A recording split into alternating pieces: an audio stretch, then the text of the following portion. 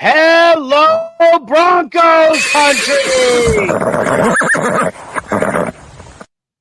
Welcome to this week's edition of the Nothing Rhymes with Orange and Blue podcast here on the Orange and Blue Network and on MHRT Network. The Denver Broncos are on a roll, 2-game win streak.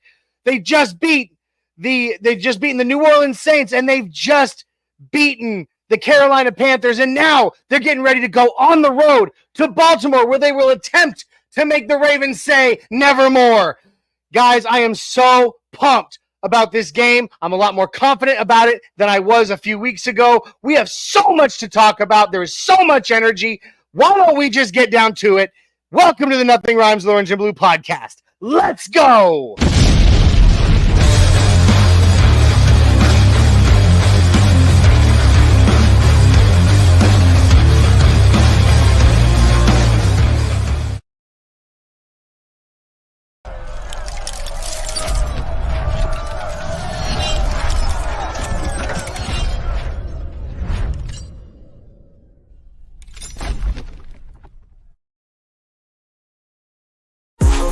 Smooth, the pins to chew, breaking down plays back to debut. Never pride in every view.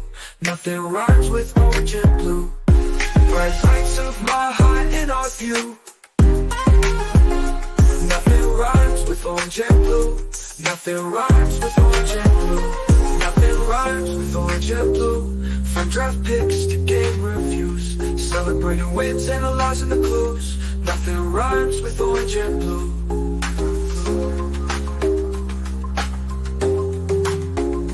Nothing rhymes with orange and blue. No orange and blue. Nothing rhymes with Orange and Blue podcast.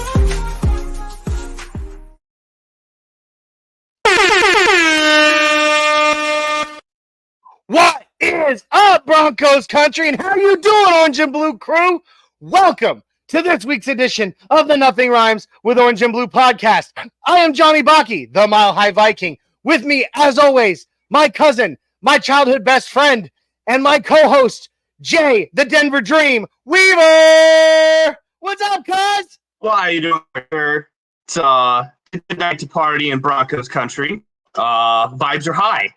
Vibes are high, man. How are you doing? Vibes are very high, and you know what?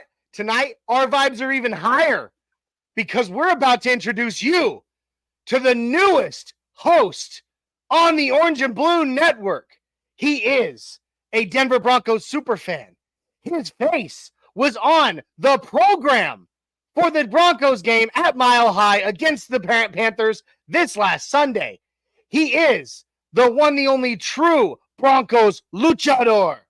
His name, he is known as Broncos Libre, but we know him as Elias Valderrama. Please give him some love. Welcome, Big E. What's up? Let's go!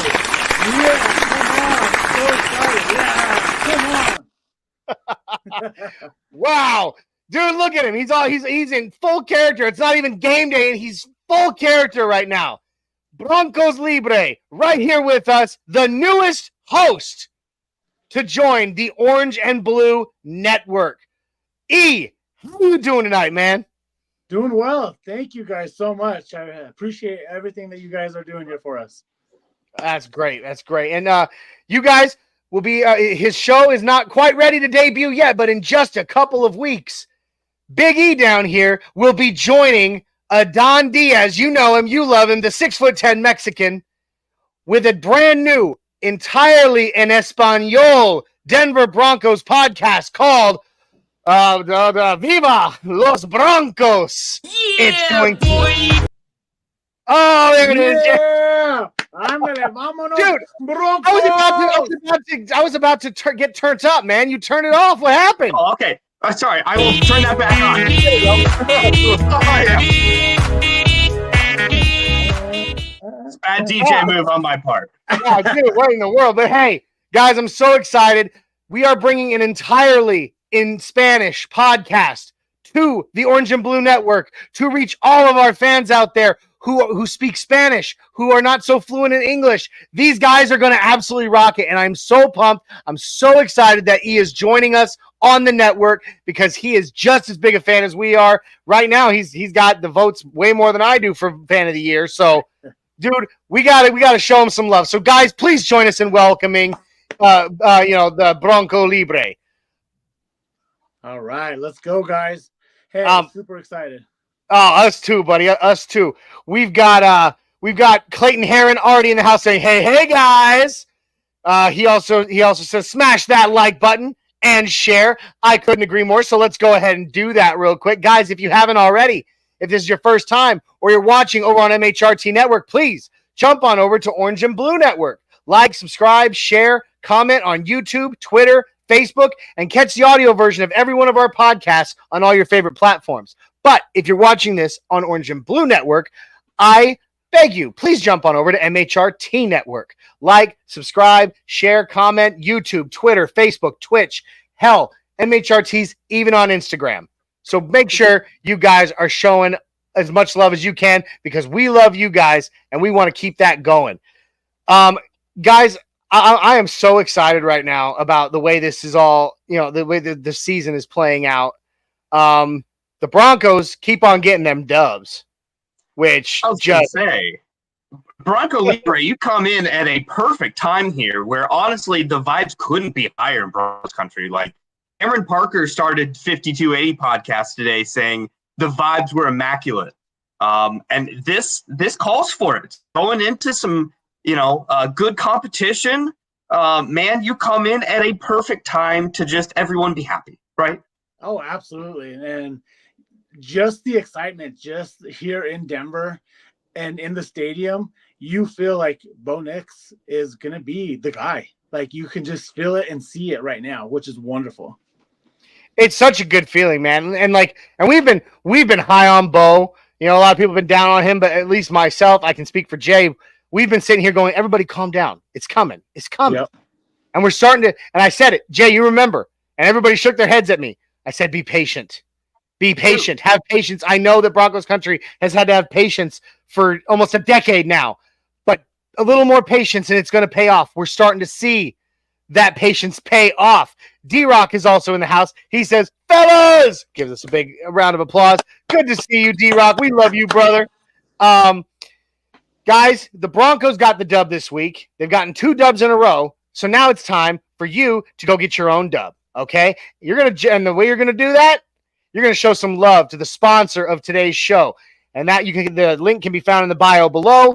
It is Dubby Jitterless Energy Blend over at dubby.gg. This stuff is awesome. Every single cup of Dubby comes with 2 cups of coffee worth of caffeine in a multitude of flavors.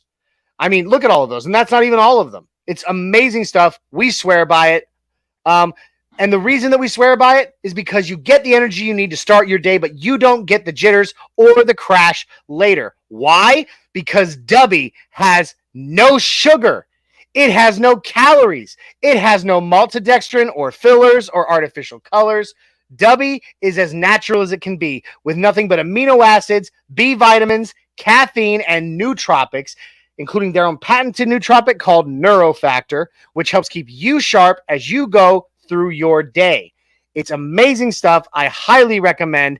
Guys, that's how you go get yourself the dub. All right? But I'm going to make that dub even a little bit sweeter because what you're going to do when you get over there, you're going to punch in code NRWOB10. That's NRWOB10 at the checkout to get yourself 10% off your order. It's amazing stuff. We appreciate their sponsorship. We swear by it. So this is how you go, just like the Broncos did, get yourself the dub. All right. Bam. We are done with that. Housekeeping is out of the way. It is time to just talk Broncos. So, guys, I'm going to start with Big E on this one. Jay, I'm sorry. I'm going to skip right over you. I've seen you all. I've seen you for the last 34 years. Everyone's heard my voice already. Yeah. So I'm going to start with Big E on this one. So, E, I know that you saw in our group chat today that the voting is out there for Rookie Player of the Week. And Bo Nix, with his 124.9 passer rating, is in there right now in the voting for Rookie Player of the Week. Man, how you feeling about that? Being at the game itself and being able to see him actually perform and seeing him be that quarterback, this is his best game that he's had so far this year. Absolutely. And being able to be accurate the way that he was, making good choices, like it's well deserved. If you're looking at the stats right now, he has the best stats out of all of the rookie quarterbacks at this point. So if he doesn't win this, it's an injustice itself. Which we know happens because, let's be honest, Broncos country gets overlooked all the time. All the time, yeah. Well, and I mean, to the opposing person, I guess the devil's advocate here, Jalen Daniels resides in a city that is an East Coast city, and one of those media darlings that, like, we get a little, East Coast bias to us, obviously, in a lot of those voting. Same thing goes for goes. So those are the two horses right now. Jalen Daniels, Bo Nix. Yeah, I mean, and the thing is, like, the media is still so ridiculously high on Caleb Williams and Jalen Daniels. They forget about Bo because Bo's in Denver. But the fact is, you cannot ignore the stats. Right now, Bo Nix has better stats than Patrick Mahomes. Yeah. I mean, what? A lot of people do. I'm just saying, but I'm saying as a rookie. Yeah. As a rookie quarterback, he has better stats than the reigning Super Bowl champion quarterback. And the guy who's supposed to take them to I hate this phrase, the three-peat. So, I mean, I'm really hyped. I'm really pumped about Bo. And I really think he deserves, not just Broncos country's votes. I think he truly deserves the votes. I mean, there's a lot of guys on the list from this week. I can't remember them off the top of my head. That are in the voting for a rookie player of the week, but he hasn't gotten it yet this season. Hell, he hasn't even been in the voting this season before now. So I think he not only deserves Broncos country's votes, he deserves the votes of the entire NFL because of his performance the other day. I mean, what do you think about that, Jay? Oh man, I just think we have seen multiple versions. Oh, like this view. Oh yeah. I just think we've seen multiple versions of Bo Nix this year. We've seen the conservative Bo Nix. We've seen the aggressive Bo Nix. We've seen mistake-prone Bo Nix. It's been far more peak and valley for him than, say, Jaden Daniels that's been pretty flatline. And Caleb Williams has been not even a high note. Like, there's not a notable game out of Caleb Williams yet. So, like, Bo Nix has the trajectory. We have a long season still yet to play. I mean, by the season end, Bo Nix is trending to be a Pro Bowl quarterback, honestly. Overall, let's not talk about rookies. Absolutely. I mean, do you agree with that statement there, E? Oh, of course. We only saw like a very limited potential of what he has. And I also feel that Sean Payton, especially at the first two games of the season, not knowing what he truly had. So he was limited, I guess, with the playbook itself. But now that he knows what his capabilities are, he's opening that playbook for him, and I think he's really tailoring it to Bo himself. And you can see that he's starting to flourish within this offense itself, which we haven't seen in 8 years. We really haven't, and that's the thing is, we've talked about it for weeks, and I know that you haven't really been watching or anything, E, but for the last few weeks, like Jay and I, on every show we've done, be it on this show or the pregame show or the postgame show, we talked about how important it is for Sean Payton to let the leash out a little bit on Bo. He was keeping him too close. I've made the reference constantly. I'm a veteran. I'm wearing my hat today. And I have a service dog for my PTSD, and he's always on my hip and he's always within like arm's reach. But like, I've made that reference, like that, my poor dog, he's always, constantly under my command, but that Bo needed to be let loose a little bit. Maybe not off the leash completely. He's not, he is still a rookie. I get that, but come on, like let it out a little, give him a little slack. So, and we're I seeing, totally agree with that itself. So if he can continue just to do what he's doing right now, and he's proven that he's able to handle his offense, what's going to happen when we get to the end of the season and we're steamrolling? Like these NFL, projectors have already said, oh, the Broncos are the worst team in the league. They're only going to win 3-4 games, and we're now at 5. So then the over under is 5. 5.5. 5.5. So literally one more win and it's payday, boys. Oh yeah, man. My bank account. Oh my god, I can't wait when that happens. We're gonna get that, and Jay, it's just it's great. I told people to put their 401ks on 5.5 over. Like that was an insane line for us. And I mean, all we can say now is I thought you said go, Bo, go.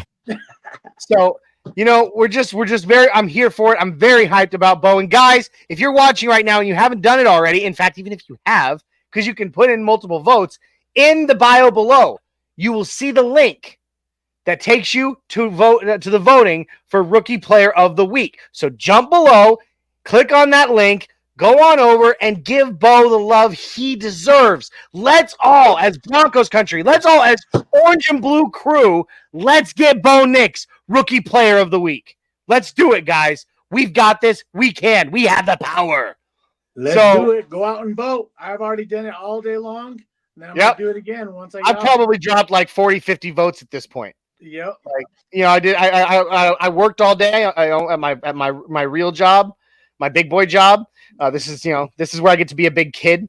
But my day job today, in between cases, whenever I'd get a case delivered or something like that, man, I was sitting there. I was like, all right, vote. Okay, time to get back to work. So let's make it happen, guys. We are strong. We are Broncos Country, and we have the power. Let's do it. So I'm loving what I'm seeing out of Bo, and I can't wait to see more. I was going to say, speaking of seeing more, I mean, just to kind of foreshadow this next matchup, we're going to learn a lot about Bo Nix in the next couple weeks, I feel like, with two very crazy atmospheres that we're about to play in. Sure. I mean, I can't wait to see how Bo Nix reacts to at Arrowhead. I feel like that's going to be such a, hey, Bo, if you're our guy, you're going to play this away game once a year. So let's see how you perform in the toughest, probably the toughest stadium in the NFL, I would say, pound for pound. One of them. Yeah, I mean, Arrowhead is for sure. Ravens Nation is no joke, dude. I mean, that's a tough stadium to play in. And they love their boys up there. Nobody loves their team like Broncos Country loves their team. I don't care what anybody says, but they love their team a lot up there. They're very passionate fans. And so, it's gonna be rough. Now, I want to bring this up. Obviously, we're on a roll right now. We got two more wins under our belt in a row. Both teams we were supposed to beat, but we've already seen several teams we've beaten. Excuse me. It's them bad lungs. Oh God, it kills me. We've already seen the Broncos beat several teams this season they weren't supposed to. So we're going to march in to against the Ravens, who own the exact same record as we do right now, 5-3. And I am, after what we were able to witness on Sunday out of the Ravens against the Browns, is your confidence in our team higher now than it was before against the Ravens? Because we talked about it, Jay, on the pregame show. If the Ravens lost to the Browns, there would be blood in the water, and the Sharks would be circling. And when we march into Baltimore, the Ravens are going to be out for blood. So they will. But just like what we were just saying about Kansas City, divisional games are just, and things happen in divisional games because you play, opponents really well. Yeah. So I don't know. It could be different for Kansas City. I think Baltimore is the easier map, but the hard. We lost Jay completely. Oh no. Well, we'll keep it rolling here, me and you, until he gets back. What do you think? Do you think that there's more confidence now in the Broncos against the Ravens because of how the Ravens played, or do you think that they're a more dangerous team now than before? I looked at it and I was talking to some one of my coworkers. He's actually a Browns fan, and part of it is he also was saying I was surprised that they won, but again, I said it's a divisional game. The divisional games themselves are so much different. You could have to throw away the records. Who cares where they're at? They just play each other a lot more tougher. But I like how you're mentioning there is that blood in the water that they just got beat by the Browns, and they're going to be coming out a little bit more intense, especially with us coming in. But I feel like if our defense can play to the level that they have been all season long, and just step it up and not let some of these easy plays go long, Lamar Jackson is not going to be able to do much. I think we're going to be able to contain them enough that our offense will take care of their defense itself. Absolutely. Absolutely. And real quick before we continue this talk, your new co-host for Viva Los Broncos, Adon Diaz, a 6'10" Mexican, pops in saying, "Saludos, Broncos Country." What a great win and a new start to another winning streak. Adon, we love you, brother, and we're so excited to have your new co-host on here with us tonight, getting his exposure to the Orange and Blue Network and to the MHRT Network. So pumped about it. D-Rock also popped in. He said I did my part. So he left the stream for a minute, went over and voted and gave both some votes. Perfect. So if you're watching this, you haven't already, man, again, jump in the link below. Let's go. Go. I literally put it as Bo Nix Rookie Player of the Week voting. Click on the link and go give Bo some votes. Let's do this, guys. We have the power. So, but continuing on with what we were talking about there, I love what you said there, E, about the Denver defense, okay? Because the Browns defense is not as good as the Denver defense. And yet we saw them employing, play style and play calling and schemes that were shutting down the Ravens offense in a lot of ways. And almost every one of those things are things that the number 3 defense in the NFL, well, top 3 defense in the NFL, excel at. So I don't know about you guys. I feel like the Broncos defense is going to be the toughest defense the Ravens have faced so far this season. So does that, so what do you think? Like about I'm going to start with E on this one. What do you think about this defense's chances against one of the best offenses, obviously, in the NFL? Like how I was explaining earlier, this D is so unique and so well coached as well, which is awesome. This just gives us the no-fly zone back in 2015 vibes itself. So when you look at that and the way that this defense is playing now, like it's all like I feel like this defense this year is probably going to be better than that 2015 defense itself. And that was an awesome defense. And that's hard to say. Right now, boy. But I'm calling it right now. Midway through the season, I'm calling it. E with a hot take. Here it is. Hot take. Hot take there.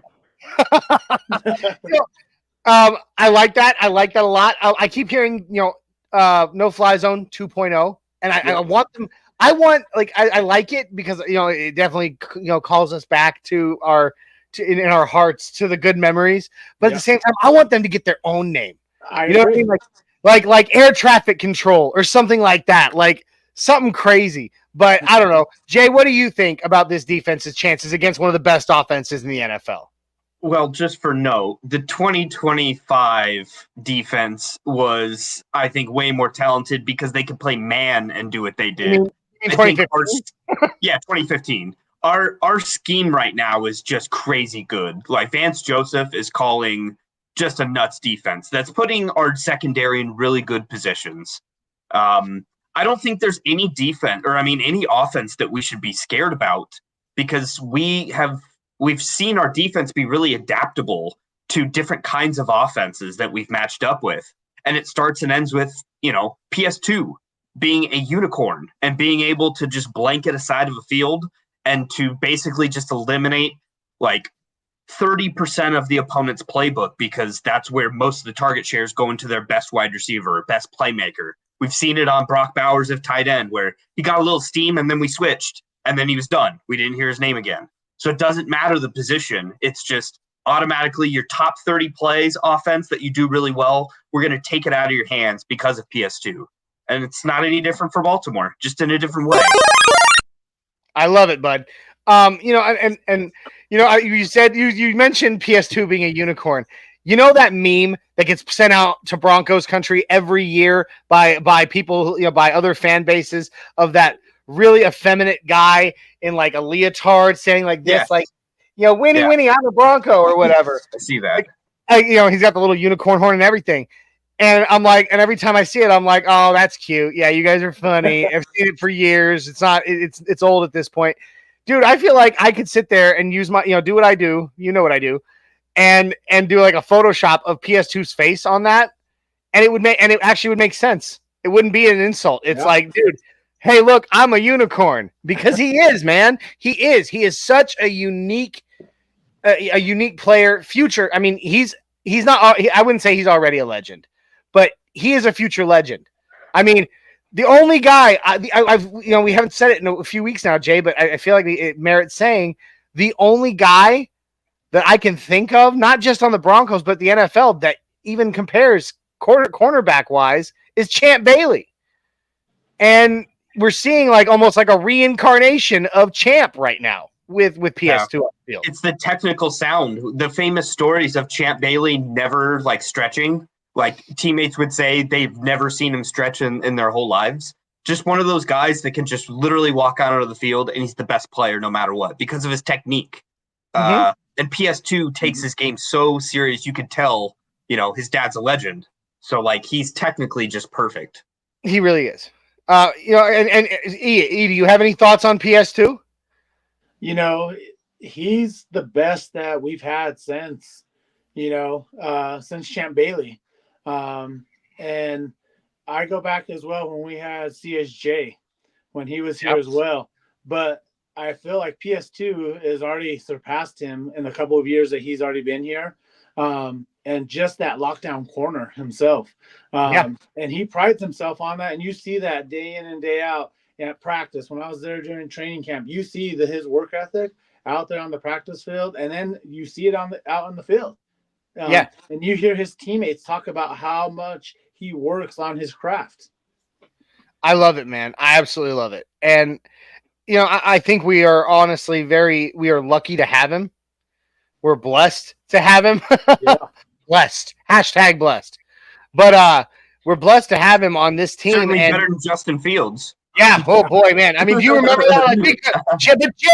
Jay, we could have had Justin Fields, man. Revisionist history. Well, we could have had Justin Fields, though. I mean, what a bust, right? No. There's so many people that believe that so wholeheartedly, though, at the time. Oh, it's disgusting. It's disgusting, and I just don't understand how they can think that. It's wrong. I find your lack of faith disturbing. Ooh, so D-Rock. D-Rock's got some potential names for this defense. The Misery of Havoc. The Ministry of Havoc. Yeah, Ministry of the Crush Zone. I like that a lot. The Co-Conspirators. Interesting. Ooh, I like that. I like that a lot. I like the Crush Zone is cool, though. Yeah, the Crush Zone is cool. Top vote right there. So, all right, pivoting a little bit here. I want to talk about kind of D-Rock, another one. Honorable mention, Archipelago. I mean, it's cool. I don't know if I see. I want them to be called another one, the Bermuda Triangle. I have seen that floating around. I like that one, and I'm like, dude, that's wicked. Everything disappears. Mm-hmm. Like, that's cool, man. So I want to bring up another thing that happened at the end of the game, and it came out yesterday on social media, a video of Mr. J.C. Horn walking onto the field and bitching at Sean Payton for running up the score. I mean, did you see that video, guys? Yeah, I did see it. Like, I was at the game, and I wasn't able to you don't realize what's happening on the field, the context, because there's just so much going on. But coming home and watching highlights and then seeing that itself, I'm like, wait, what are you talking about? You're a professional athlete. You get paid to do this. And just how Sean Payton said, do better. You got to do better. I mean, I don't know how else you can look at it. It was, I mean, honestly, There's nothing else that you can say about JC Horn about that one. And if he watches this, I hope he watches this. Yeah, There's nothing else you can say about JC Horn other than you just made a jackass out of yourself. absolutely. Yeah. Because Between him saying that and Anthony Richardson asking for a playoff, what a bunch of pussy willows this week.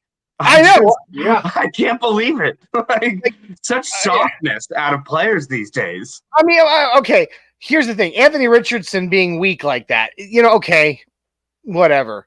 But I mean, are you with JC Horn though, are you seriously going to walk on the field and get in a coach's face about running up the score? Like, what are we supposed to do? Sit back and just let you and give you a chance? Like, I'm sorry, I'm a father of 3, and none of my children are over the age of 10. And when I play like board games with my kids, they'll be like, or video games like Mario Kart or whatever, they'll be like, "Daddy, will you let me win this one?" And I'm like, absolutely not. I am not taking it easy in any way. My son and I, my oldest, my son Jackson, whose voice you heard at the beginning of the show at the end of the intro video, saying Nothing Rhymes with Orange and Blue podcast. He and I were playing Battleship yesterday, and he kept being like, "Daddy, be a little nicer." And I'm like, no, I'm not going to take it easy on you because you learn nothing. Exactly. When I take it easy on you, you'll learn. By the time you're old enough and you're a man and you're taking on other people in these games, you're going to destroy them because I taught you how to destroy them. And to that point, Johnny, our offense. Oh, go ahead. Yeah, so that's the same way with me. I have 2 boys myself, so one's 20 and one's 16. So I never took it easy on them. It was like always going out there playing hard. And it was just like me and my oldest son, we'd also play Madden all the time. And I would actually clown with him, let him think that he was doing good. And then I would just destroy him. Now he's just super good. I can't even compare to what he's doing now. But I go, see, part of that is I made you get better. I didn't let you win. And look at where you're at now. Like you're a really good Madden player now. So yeah, it's something that you have to be in there and beat it on them and absolutely until they get it. And just like me, Jay is a father of 3 boys as well. Yeah. I was going to say it has to do though with the time period of life that you're in. Yeah. Like when you have small kids, that's when you imprint that. We have a rookie quarterback. We have a baby for an offense. That these snaps are invaluable for experience to just get more experience on the tread of these tires here. It'd be different if we had a well-oiled machine offense like Kansas City, for instance, that had the same playbook quarterback ever. So it's a lot different for us. Are you seriously though coming out and getting mad because we didn't give you a chance? Like, are we supposed to? Is that how the game is supposed to be played now? Is that we give you the chance to beat us or catch up to us? Come on, man. That's not the game at all. And then I go back to when we got our asses whooped against Miami. You know, when they put up 70 points on us, I didn't see any of the players crying or complaining about that. No. Like, all right. I didn't see one of our boys walk out to Mike McDaniel like, "Man, Mike McDaniel, why you do this?" Like, no. So, I mean, what a baby. What a giant baby. And it's despicable, man. Like, you're not only are you a grown ass man, but you are a professional football player who's getting paid millions of dollars. I mean, the guy, JC Horn's what does he make a season right now? Like $15 million? Like, come on, man. I make like a 1/100th of that in a year. Okay. Like, get over yourself. You're not like, oh my God. It just makes me sick when you see guys act like that. And it's like, you're supposed to be the pinnacle. You're supposed to be the one who has made it to the top. And you're going to act like a whiny baby and complain because your team sucks and you couldn't get it done. So you're going to come target the coach of the other team because he got it done. Come on, man.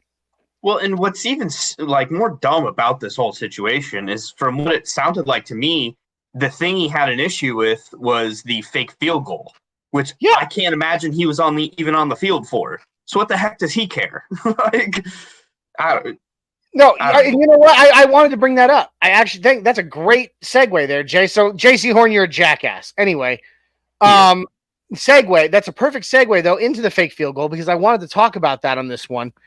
You know, like a lot of people did ask me on like social media this week, like, why do you think Sean went for that? Because we didn't need it. We didn't. He's JC Horn. If that's what he's bitching about, but he's right. We didn't need that. Yeah. But the reason. But here's the thing. We said it in the pregame show this week, right, Jay? If this kind of a game is the type of game where you want us to be trying the new things that we haven't tried yet this season, because season game. Yes, because if you're doing it against a team that you're beating like this, if it goes wrong, it's not going to be as detrimental to you as if you tried to go do that against Kansas City or Baltimore or in a division game. This gives them a chance to. This gave them a chance to try some things that they might otherwise not have done, and kind of get their toes wet, so to speak. Do you mirror that, or do you think that there was another motive, or what was his reasoning behind the fake field goal on what was it, fourth and 5? Yeah, what do you think? Honestly, like how you were just mentioning it, it's this game time situational things that normally when you're in practice, no one's going 100%. So when you're able to do this in an actual game situation, yes, we're up, we're winning. Let's just throw it in there. And what if it helps us now in 2 weeks when we're in KC in that loud environment there? That's going to be the play that's going to win us the game. So I love what he did about it.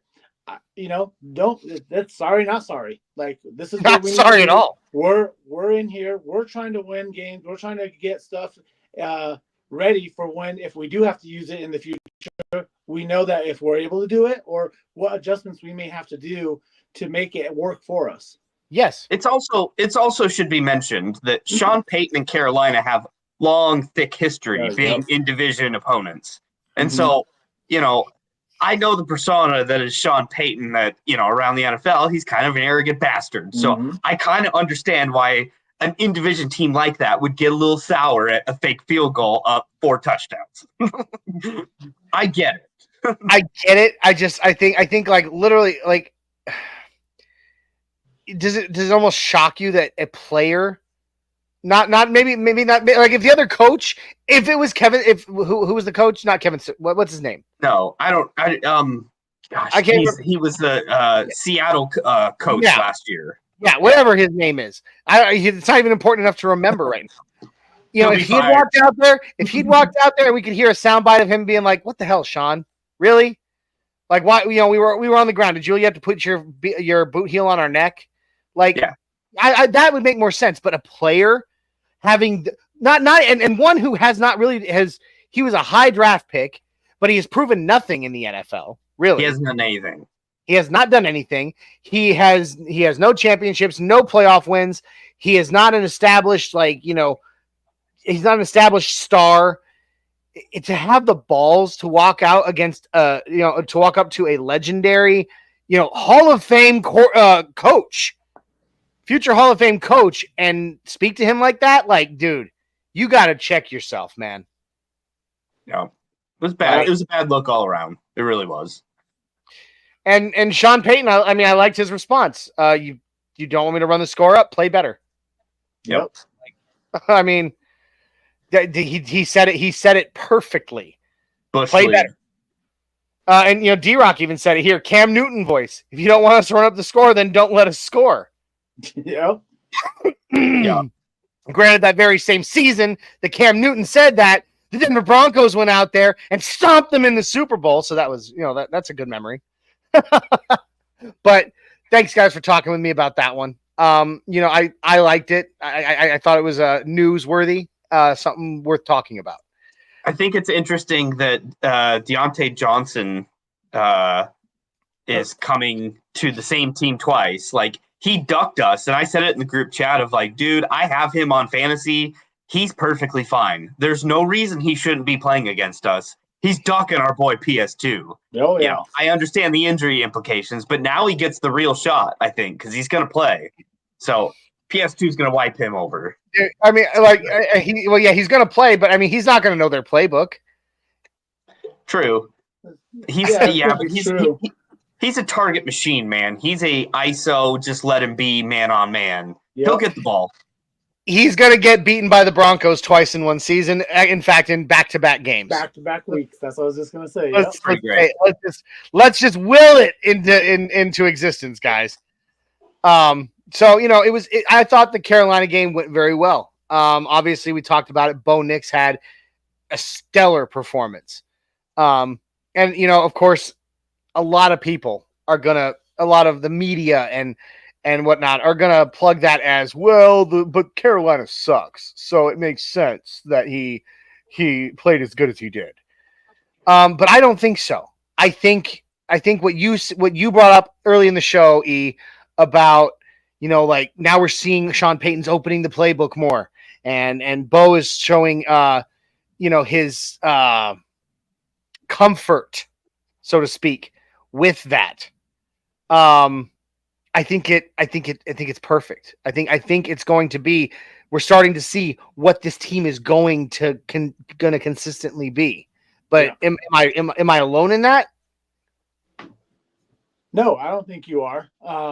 One thing I do have to say, though, that in order for him to be even more successful, for this to be that, first, Cortland Sutton has to step up and be that number one receiver for the team this year, at least. That's what I'm saying. But again, he has his boy Troy Franklin as well, that he's trying to get out to him. But Franklin is not to the point where he was last year when they were in Oregon. So I think we just need that help. What's been wonderful is definitely our tight ends. It's helped him out. This week especially. Yeah, especially since it was tight ends week. This on Sunday it was the tight ends day. Overall in the whole NFL, it seemed like the tight ends overall did an awesome job. But I feel like this week itself, Adam Troutman has to be that top tight end for us, and maybe have multiple touchdown game for us.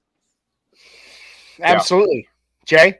No, I was just going to say, I kind of feel like in Bo Nix, the current version of the offense that we have, the first week of the year was the New Orleans game, because that's when we significantly saw the advanced playbook come out finally, and the training wheels come off of Bo Nix. And I'd say we got maybe like a B grade performance out of that New Orleans game. Yeah. Not like the most polished, not that great, but they took the same philosophy in the Carolina game and he aced it. And he looked complete and clean and efficient in that advanced playbook. So New Orleans was study hall. Yeah. And Carolina was that. All right, that was, let's do it now. Like, this is for real. Yep. You can tell a big difference because the tight end was still still involved. Where, again, New Orleans was the first week that I can remember our tight ends even being uttered in a target share, let alone actual production. Yeah. Baltimore game is going to be massive because their secondary sucks. Yes. Like, it is not the Baltimore defense that we're used to seeing. No, they it's can stop the run really well, but we haven't been consistent in running the ball. And that's not our strength, I wouldn't say, to this offense. So I think it's going to be a Bo show again, even in Baltimore. It has to be. It has to be. That's how we win. Yep. Ray has popping in here saying, "Good evening, fellas. What's up, Ray?" Welcome. I always love Ray's profile pic there of that classic Orange Crush sign that he has in his house. Really cool stuff. Love it, Ray. Always do. Glad you're here. So I want to bring up oh, excuse me. I'm so sorry.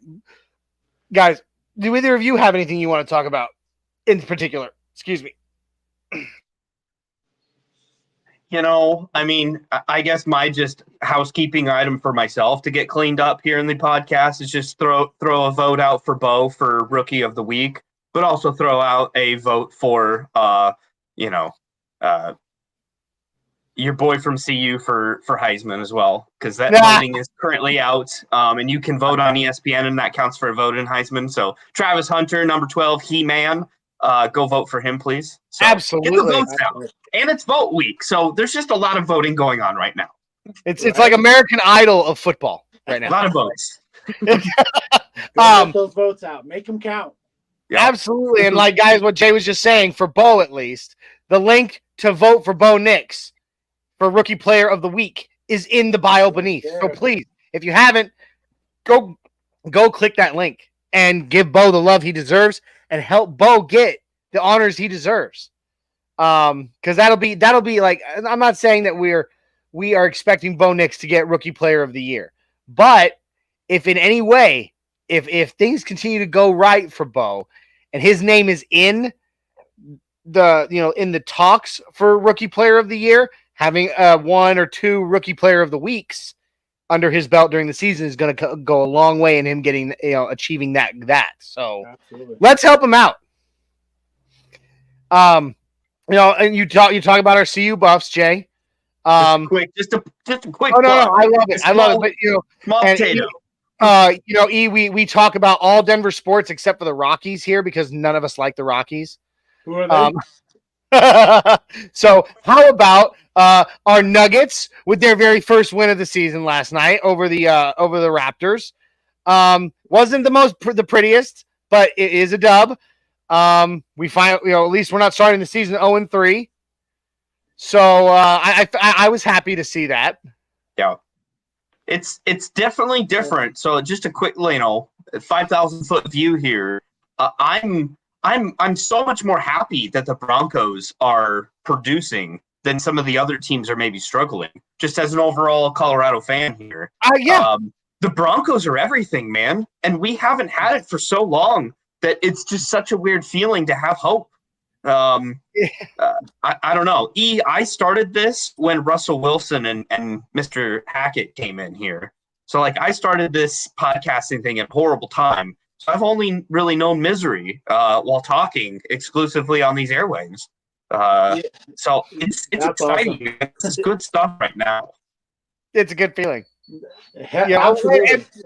And truth be told, we started the Nothing Rhymes with Orange and Blue podcast 4 years ago. And so even during the early times of the Nothing Rhymes with Orange and Blue podcast, it hasn't been happy times in Broncos country. No. So, here we are. We're still here, and we ain't going anywhere. I'm going to die in this chair doing this. I promise. As an old man with a gray beard, that's going to be me.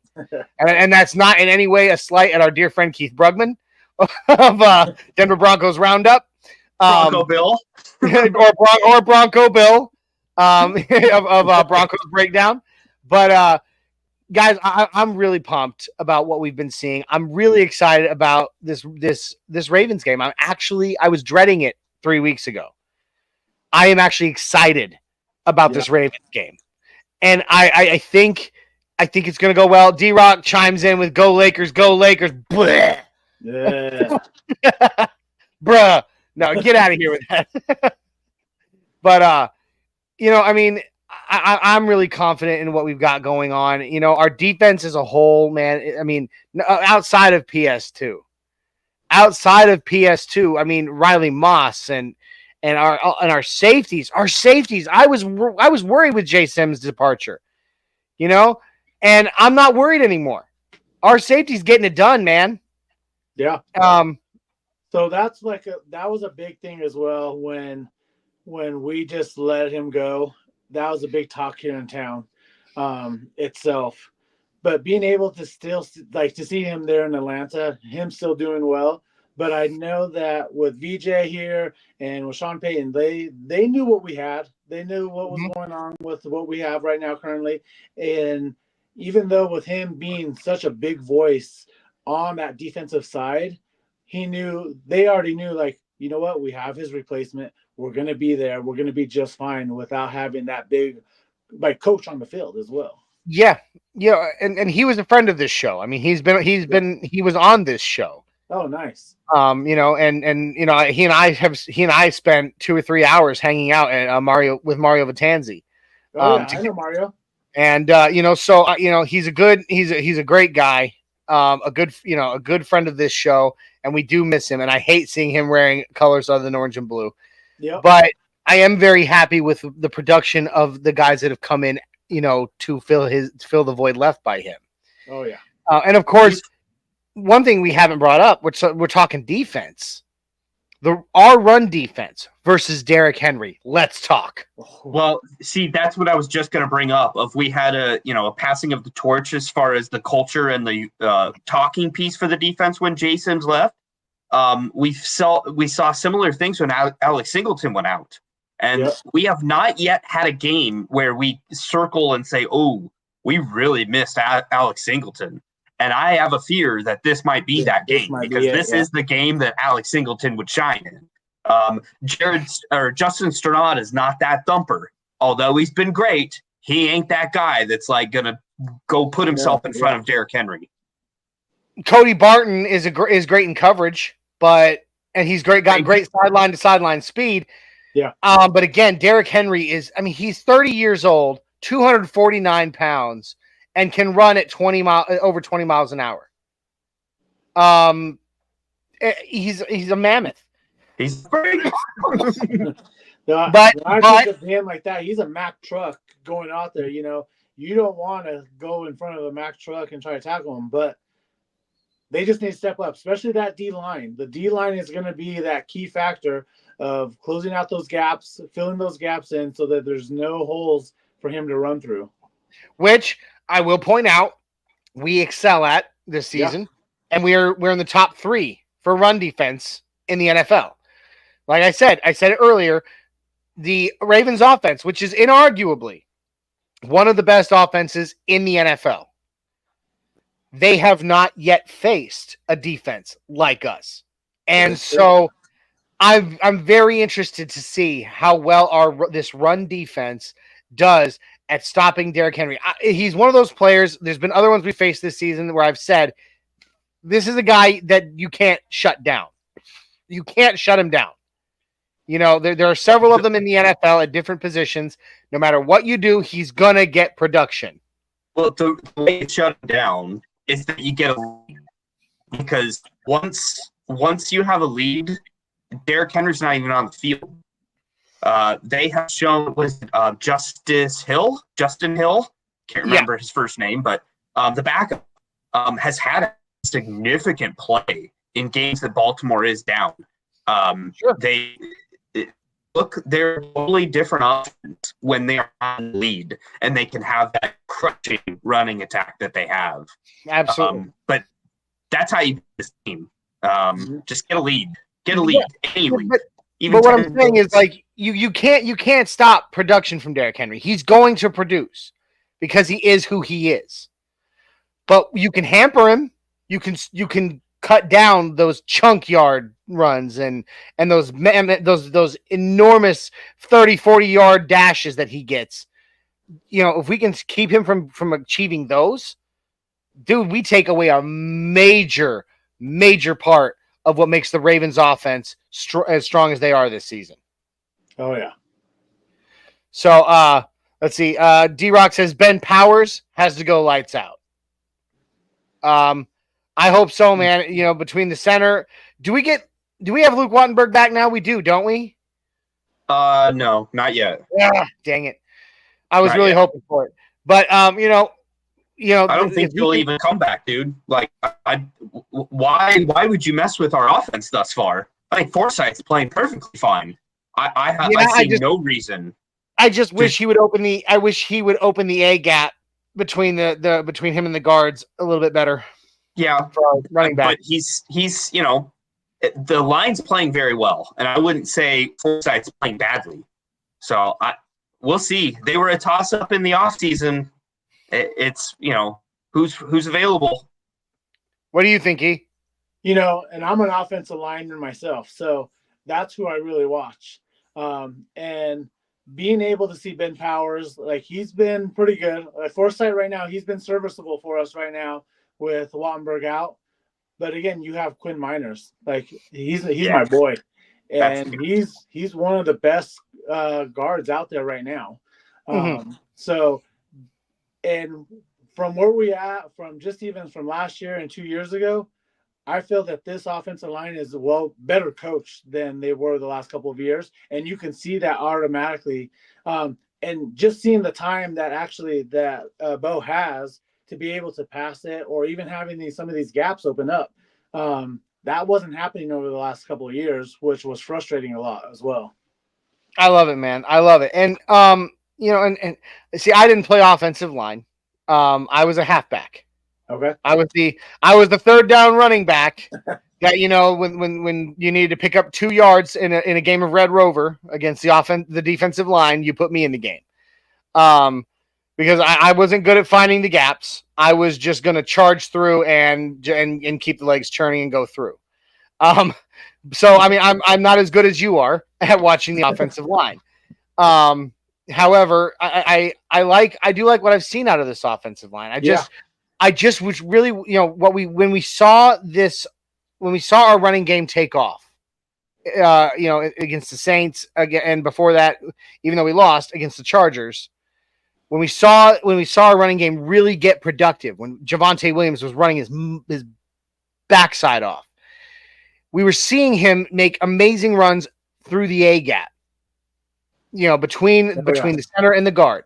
That was where he was making his biggest, except for a couple that went outside, right there through the A, and he was making. And so right now, I'm seeing Alex Forsyth struggling to open that gap, and that's really the biggest weakness for me on the offensive line right now is the inability to open the A gap for the running backs.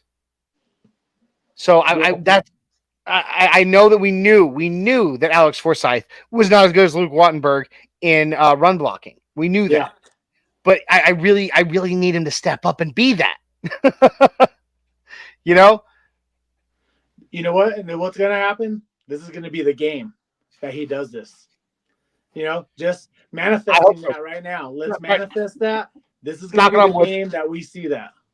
Let's hope so. Let's will it. Another one. Let's will it into existence, boys. There we go. Let's do it. We're playing a defense though that the secondary is just so bad that and they actually do protect the run not too badly on the defensive side. So I don't want to see a close game. I'd rather see us air the ball out a lot more. I want to see Bo Nix show his true first big road test, with this advanced playbook. I think it'll be a Bo Nix show, no matter what. So it's just protecting Bo. Yeah. I think that's the key to this I game. thought you said go, Bo, go. You can do it! So, all right, guys. Well, you know what? I think it's time for us to have a little bit of fun. I mean, not that it hasn't been fun, but it is time for us to do one of our favorite segments on this show. This is The Phrase is Incomplete.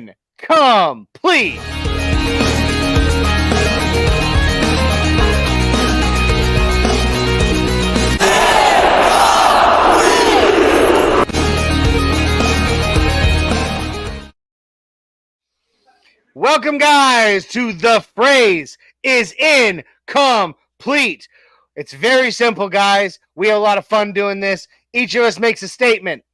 We leave a blank in that statement, so making the phrase incomplete. And then everybody punches in whatever they want to answer or to fulfill and complete the phrase. It is just so ridiculously simple, but it is so much fun. You can do absolutely anything with this segment. So, E, you are our rookie tonight.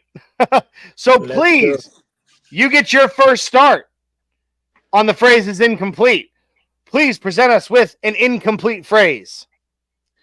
Zach Allen will have blank tackles against the Ravens. Ooh. Can I okay. take this first? Go, Jay. So I think Zach Allen, obviously he continues to probably be our best defensive lineman. Yep. One could argue our MVP of the defensive side of the ball this year. He's playing out of his mind. I think definitely all pro. Against this running attack that Baltimore wants to run the ball, they're going to try and establish the run, time of possession, that kind of thing. I wouldn't be surprised to see at least 8 tackles out of him today. Or on Sunday. At least one of those being a sack. The dude's nuts. It's a big game for Zach Allen, I think. Okay. I like it. It's E's phrase, so I'm going to go ahead and complete it next. I'm going big. Jay, you've always been on our show, on all of our shows. You've always been the over guy. You've always gone, way over me. Guess what? True. We're going to mix it up today. I'm going over you. What? Yeah. So that's high. happening. You're so high. Zach Allen. That's right. Yep. I just ate that mushroom. And maybe that's why I'm about to make this prediction. But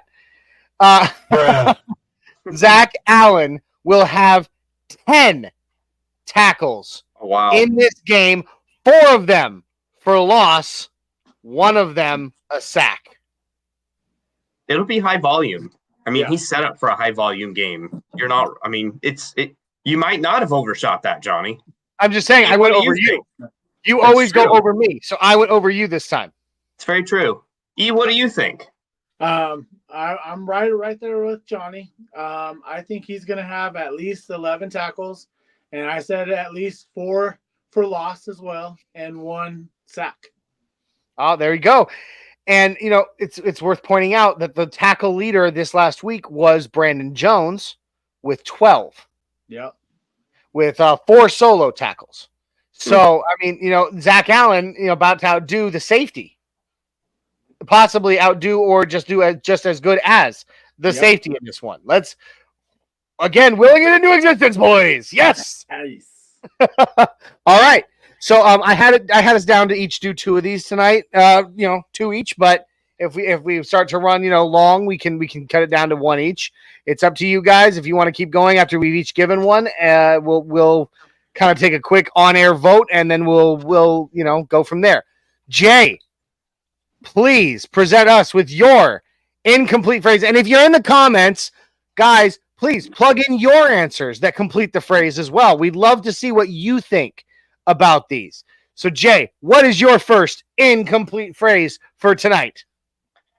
Blank will lead the team in targets this week against the Baltimore Ravens. Okay. Wow. Where's this offense going to go? We've Eden, seen you want to go first, or should I? a lot. I'll go. All right. I think Vele will have the most targets. Oh, that's who I said. That's who I said good. last week. Yeah. He's primed for a big game. Yeah. Yeah. You know what, though? I'm going a different route. I'm sticking with the wide receiver position. The last week we were all very high on the targets, the top targets being Devon Vele and Troy Franklin. However, I'm going outside of that. Lil Jordan Humphrey will be the number 1 target against Baltimore this week. After the fumble, I'm looking at this with Lil Jordan Humphrey and watching his career. When he's made a mistake, like he did, he had the fumble, and man, it killed us.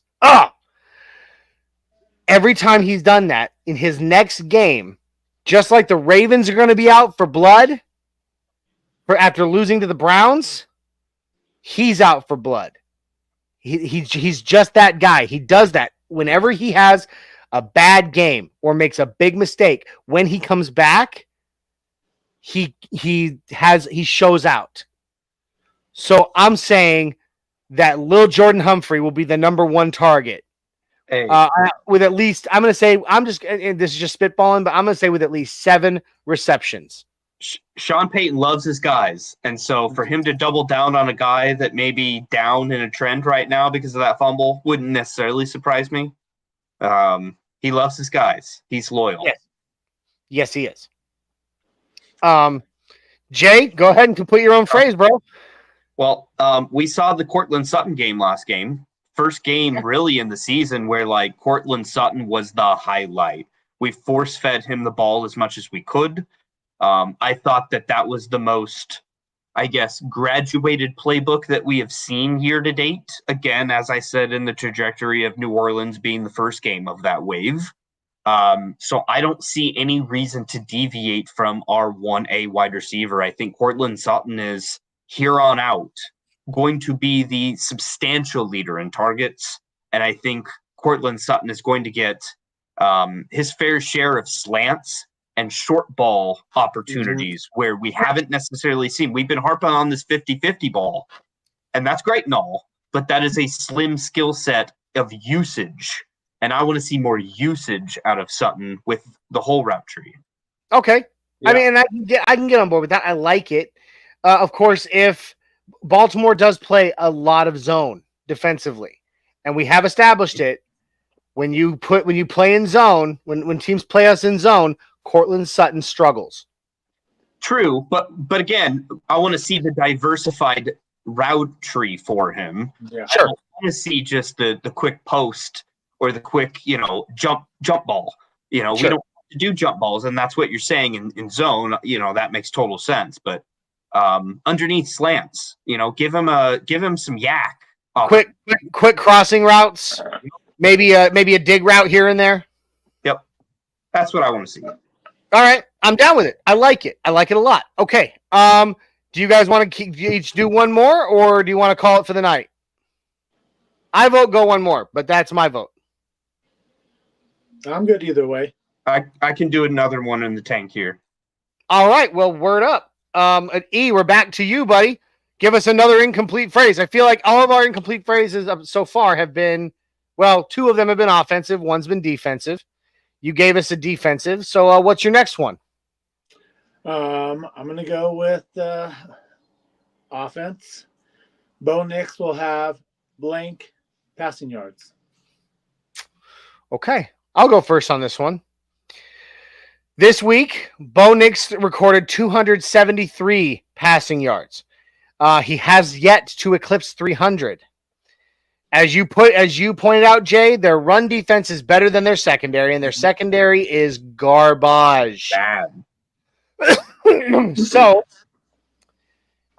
assuming, of course, that we continue to roll play action, at least trying to set up play action, and we're able to execute some good passes out of that, I'm going to predict that Bo eclipses 300 yards for the first time in his NFL career this week.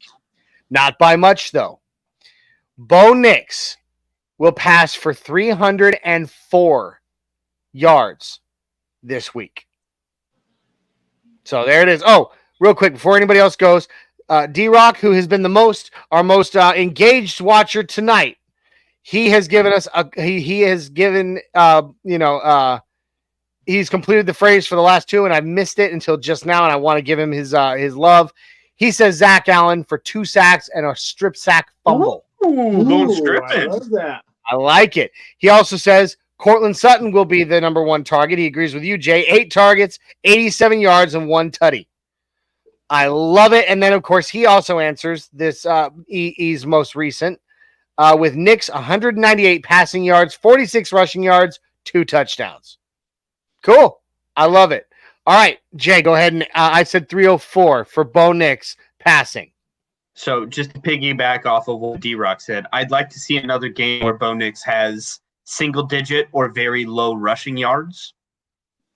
And the reason I want that is because I want him to be confident in his pocket, and I want him to find his 3rd option, 4th option, instead of just, getting out of dodge.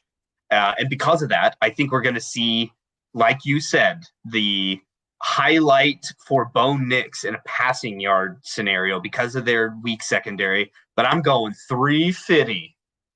350?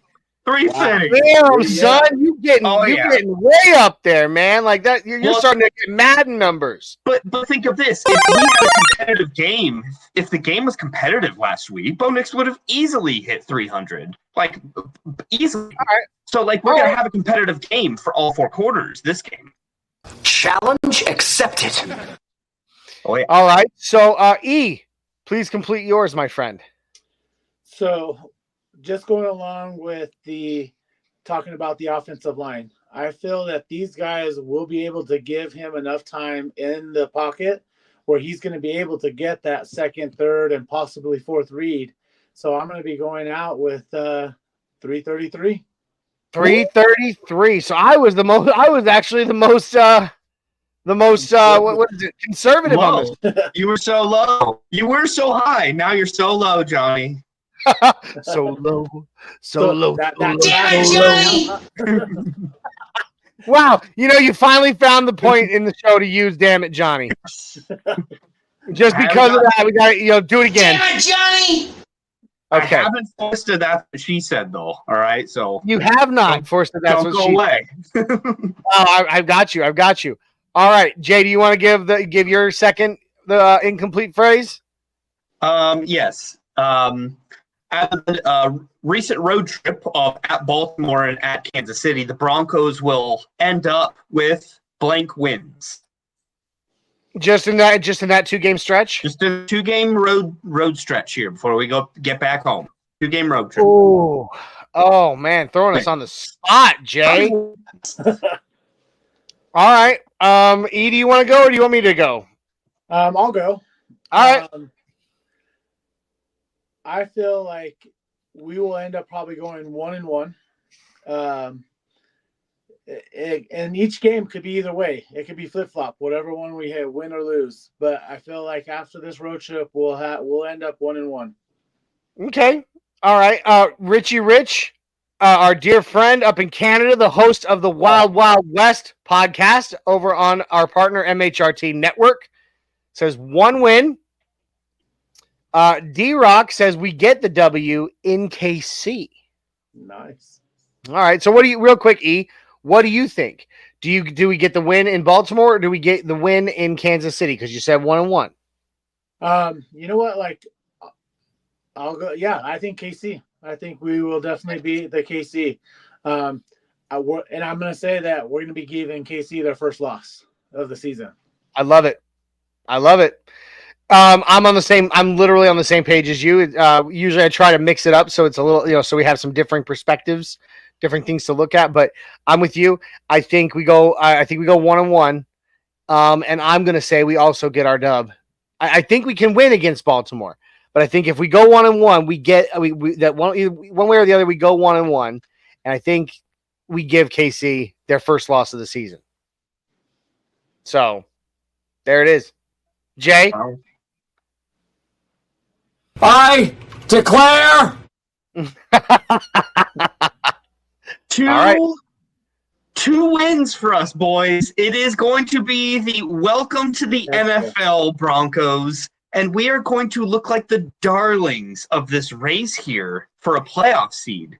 And I say this because defense travels, and our defense being top 5, top 3, most pressures, most sacks flirting with, in those categories and discussions, that is the perfect recipe for going into someone else's house and creating havoc.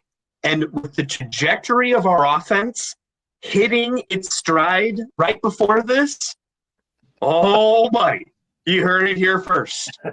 Baltimore and Kansas City are going down. Eat my shorts. I love it. Are you crazy? Are you out of your mind?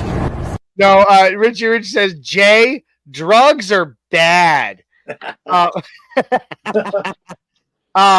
D-Rock says, 2 wins, let's effing go, mile high dream. That's you, Jay.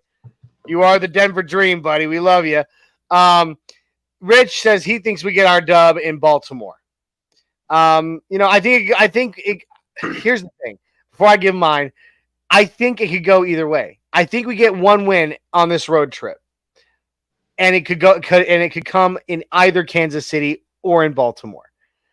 It'll just be it'd be kind of one of those any given Sunday where the cards fall where they do kind of moments, kind of situations. I think we can beat both. I think, like you said, I do agree with you 100%, Jay. Defense travels.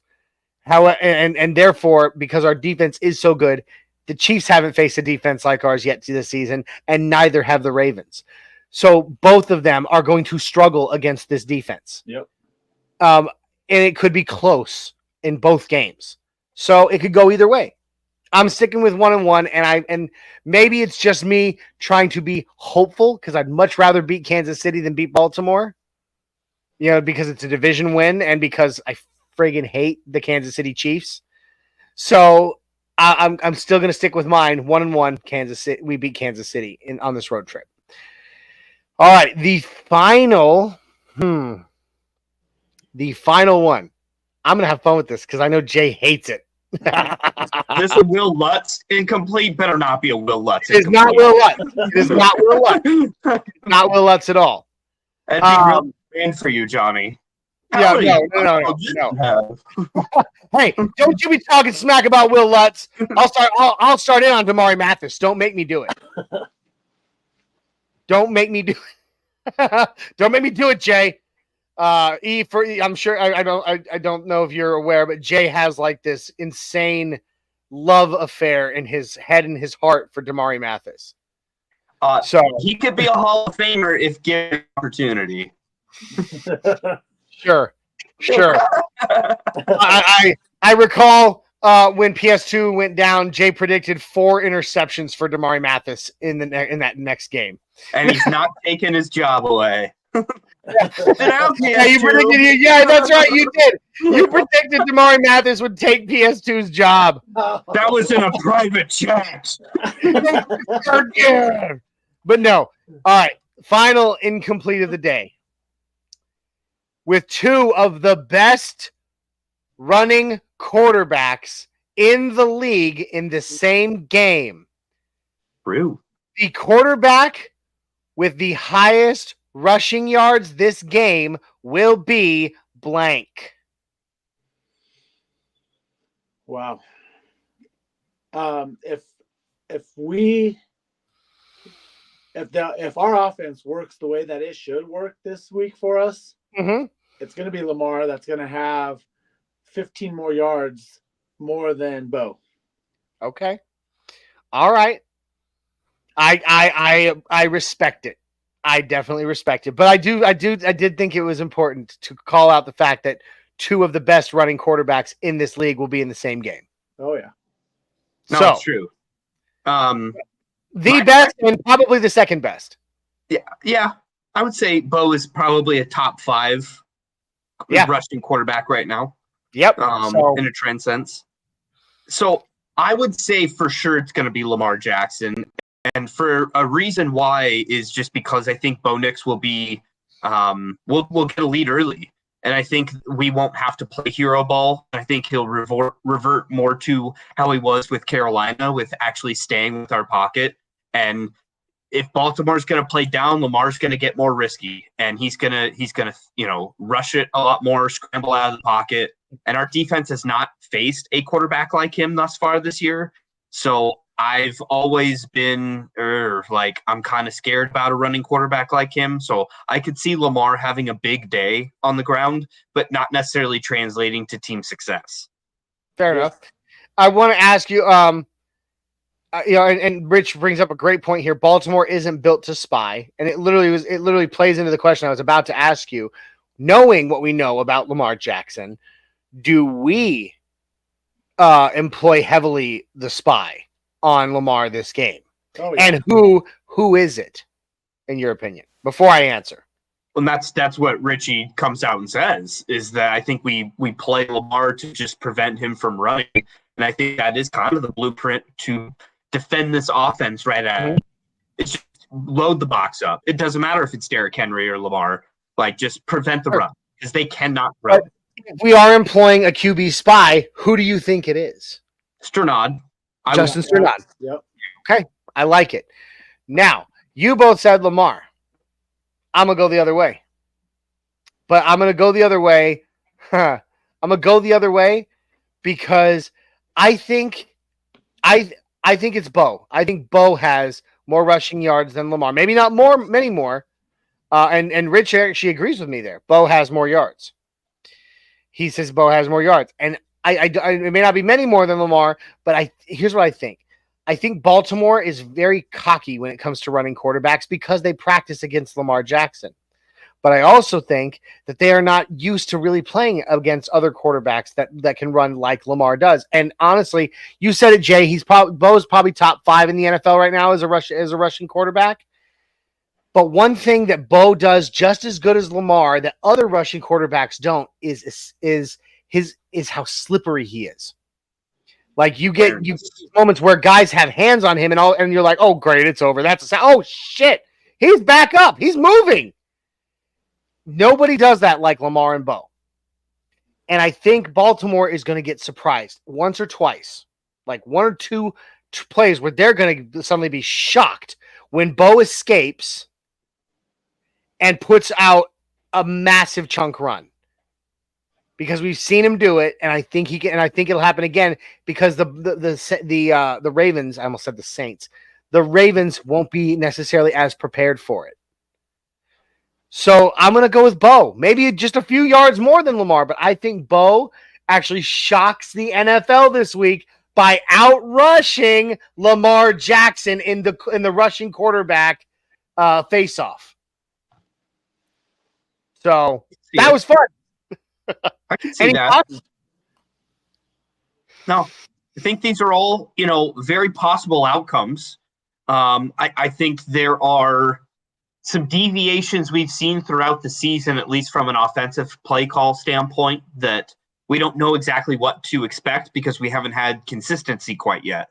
So we don't know how Bo's going to play, but that's the whole point of this game. This is our first, all right, let's be consistent with your successes now. Mm-hmm. And that's why this game's going to be so interesting, I feel like. I absolutely agree with you. All right, guys, that does it for The Phrase is Incomplete. We'll be right back.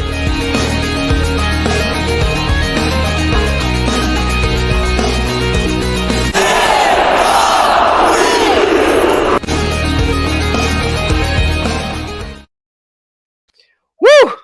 This has been a fun show, you guys. It has been so much fun having Elias Valderrama with us tonight to enjoy and get his exposure as the newest host on the Orange and Blue Network. Before we get out of here, E, I want to ask you to say one phrase for us because your new show with Adon Diaz is going to be entirely in Spanish. Will you say for us in Spanish the way you would talk, hosting your own, co-hosting on your own podcast, coming soon to the Orange and Blue Network, Viva los Broncos. Would you say that for us, my friend? Of course. Damas y caballeros de todo el mundo, aquí viniendo muy rápido es Viva los Broncos. Ándale, vámonos. Oh my God! Yes! I love it, man. I am so that was beautiful, man. Like the only way that could have been better is if you threw in there go. Right? I love it, brother, and I am so pumped that you are joining the network and that you are going to be be one of the guys, one of the crew. I hope you're just as excited to be joining us as we are to have you joining us. Do you have any final thoughts before we get out of here? Overall, thank you guys. I appreciate this opportunity here. I'm super excited to be part of this as well. You know what? It's going to be a great weekend here for us. Let's go Broncos, man. Like, I feel like overall, like, even though I did say we're going 1-1, in my heart, I say we're going to win both these games. But, I still have to think logically, think about that. But as a huge super fan, Broncos.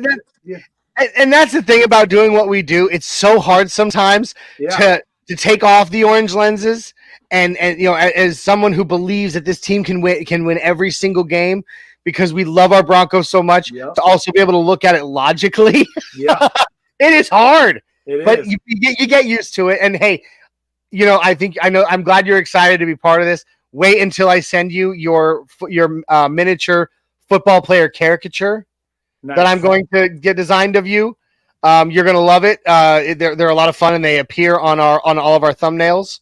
Perfect. So I'm going to start working on all that, and we're going to have your show launching soon. Jay, do you have any final thoughts today?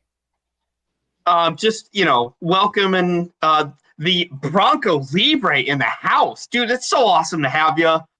Very excited to start working with you. And man, you like I said before, you came at perfect time, man, because we got positive vibes to churn on. Like, it's so nice to have game weeks that, like, man, you just feel good all week long with some good football to watch. So just happy to have you, man, and look forward to some victories here in our future. Excellent. Thank you. Amen. My final thoughts, guys. Again, thank you, E, for joining us, and thank you for joining the Orange and Blue Network. We're so excited to have you. We're so pumped. We know you're going to help us go to great places that we have not been able to go before with the fan base that you individually have of your own. And of course, with a whole new fan base that we're going to try to pull in. We are so excited to have you. I'm so excited for this game. I know that the Broncos, it's going to be a tough game. It's going to be a fight, but I know that the Broncos can get it done. Go Broncos. Let's walk into Baltimore and make the Ravens and pull the Ravens' arm behind their back and make them cry nevermore. Yep. This has been a little on the nose there, Jay. But D-Rock gives E some applause, a peace, and a salute. Guys, we thank you for joining us on the Halloween week edition. And by the way, real quick, we haven't said it all week or all show. Happy Halloween, everybody. I will be going into the neighborhood with my kids all dressed as Stormtroopers, Power Rangers, and Master Chief from Halo. But I will be the Mile High Viking walking down my street with my full face paint and beard painted and everything. It's going to be a blast. Happy Halloween to everybody. Have a safe one. Have a good one. Enjoy yourselves. I'm a diabetic, so I won't be eating the sugar, so I hope you guys get all the sugar for me. And we love you guys. This has been the Nothing Rhymes with Orange and Blue podcast here on the Orange and Blue Network and on the MHRT Network. If you have not already, please jump on over to Orange and Blue Network. Like, subscribe, share, comment on YouTube, Twitter, Facebook. Check out the audio version of all of our podcasts wherever you listen to your favorites. But then jump over to MHRT Network, our partner. Give us a like, subscribe, share, comment, YouTube, Twitter, Facebook, Twitch, and even on Instagram, guys. We appreciate all of you more than you can know. Wherever a Broncos fan is, that's Broncos country. Wherever they stand is Broncos country. We know it. You know it. Let's go Broncos. Beat the Ravens. Good night, y'all. Mile High salute. Let's go. Orange and blue, we're here for you. Talking Broncos all day through. No stopping us, we're on the loose. Come join the crew, no bad news. Podcast vibes so fresh and true. Nothing rhymes with orange and blue. Catching up on all that we knew. Hit play, let the episodes accrue. Nothing rhymes.